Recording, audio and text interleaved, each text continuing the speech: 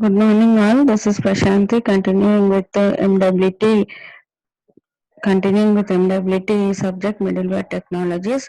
In today's class we'll discuss about the EJB architecture. Generally the EJB architecture consists of EJB server, EJB container, EJB client, enterprise Java beans and auxiliary system. Client, the Java bean is contained within the EJB container. The EJB container is contained within the EJB server, and this is the database server where the server retrieves the data from the database and submit that to the client. The detailed diagram of the EJB architecture is this one. So we'll see what is this EJB server. What server will do? Server will provide services, isn't it? So here the server will provide the service, and that service is written in terms of bean class. Okay, that bean class is represented in terms of enterprise Java bean. Here Java bean service is present. Okay, when EJP, what the client, who is this EJP client? EJP client is whoever want to access the service, of service that is present in the EJP server. Those people become the EJP client. Suppose I want to retrieve a service called the service that is present in the EJP server, then I'll become the EJP client. Okay, so whenever EJP client request for a service that is present in the server, that is EJP Java bean, so that service, where that service is present, that service is present in the bean class, isn't it? Now that bean class is given to this EJP client, so that bean class whole directly is not given to the EJP client. For that class an object is created, and that object is provided as service to the EJP client. Okay, now that will be clear now. Whenever, and we'll go from the starting.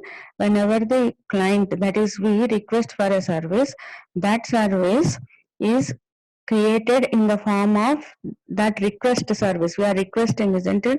That request is created in the form of bean. Okay, and that request is created in the form of bean by using this home interface. This home interface is used to create a bean request, or destroy the bean request. And this remote server is used to provide the is used for interaction between the business logics.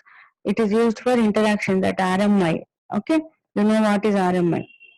These two are done for that. And now this bean object is sent to the server. When this bean object is sent to the server, that is the request bean object is sent to the server. Now that here server is providing the service in the form of bean class, isn't it? Now that class is not returned. What is returned?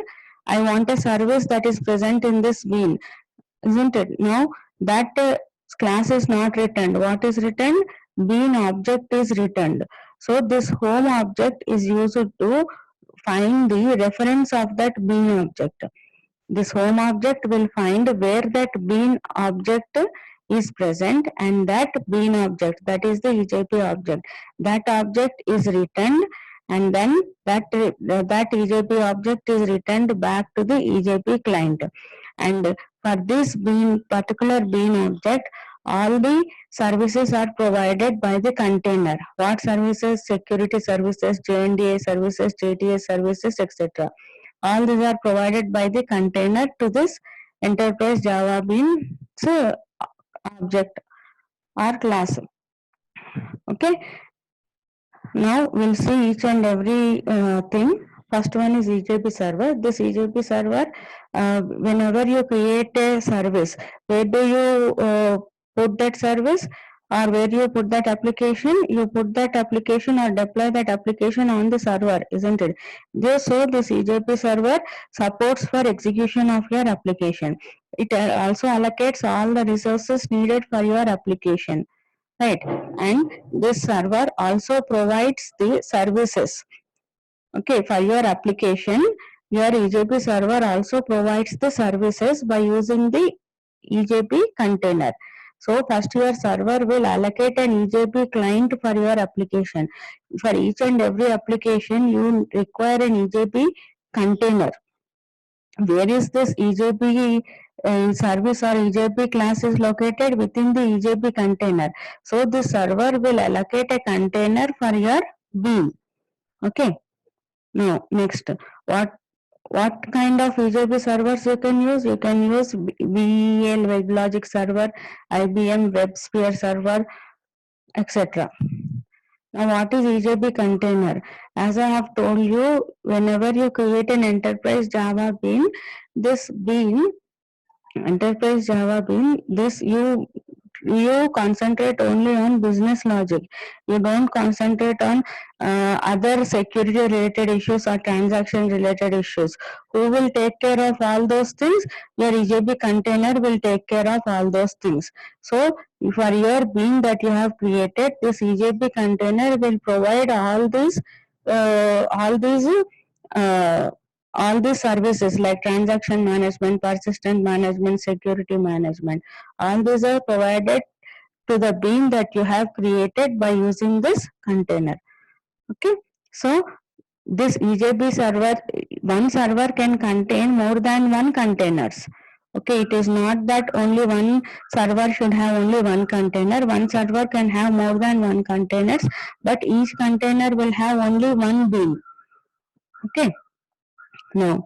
So this container will provide all these things: distribution via proxies, lifecycle management, naming and registration, transaction management, security access, persistence.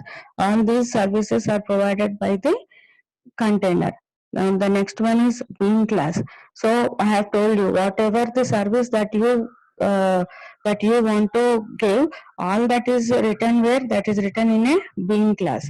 So bean class is what? Bean class has all the business logic, all the service logic or business logic. Okay, now the this bean class is not directly given to the client. The object of this client, the object of this class is created and that is given to the client. And you have one more thing, home interface.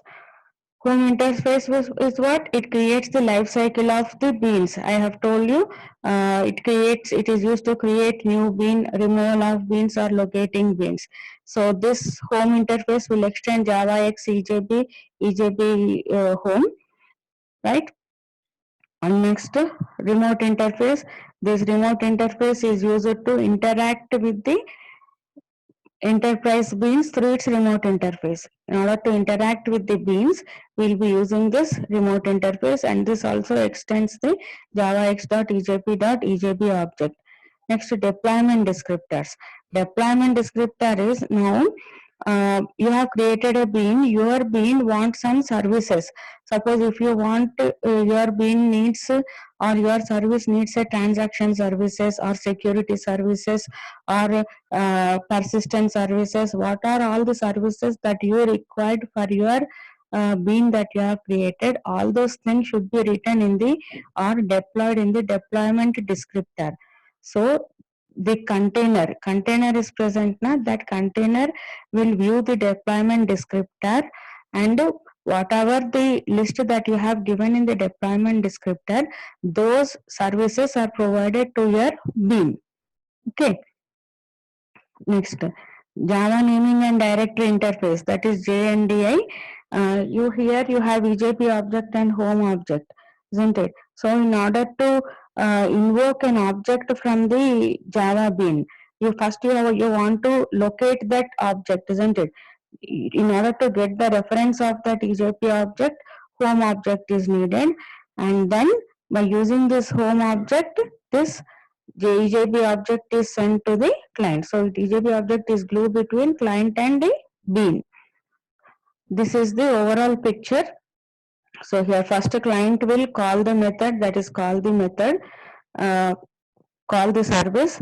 Then EJP object is created. After creating an EJP object, then we'll move to the middleware in order to check whether uh, we will be calling the middleware API.